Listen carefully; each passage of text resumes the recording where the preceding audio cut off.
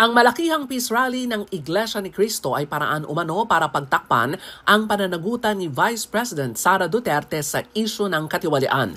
Reaksyon to ni ACT Teachers Party List Representative at House Deputy Minority Leader Franz Castro sa peace rally ng Iglesia ni Cristo ngayong araw. Ayon kay Castro, planado ang malakihang pagtitipon para protektahan ang pangalawang Pangulo sa alegasyon ng questionable paggamit ng 2022 at 2023 confidential funds ng OVP at Department of Education nang siya pa ang kalihim. Sabi ni Castro, ang timing ng rally ay sa harap ng resulta ng mga survey ng Social Weather Station at ng Pulse Asia. Sa SWS survey na isinagawa December 12 to December 18, 2024, 41% ng mga Pilipino ang suportadong impeachment laban kay VP Sara. Sa resulta naman ng Pulse Asia survey mula November 26 to December 3, 2024, 61% ng mga Pinoy pabor sa mga investigasyon ng Quad Committee sa isyu ng Pogo, illegal drugs at EJ case. Gate ni Castro, walang rally ang makabubura sa katotohanan na managot ang mga opisyal ng gobyerno sa kanilang mga ginawa.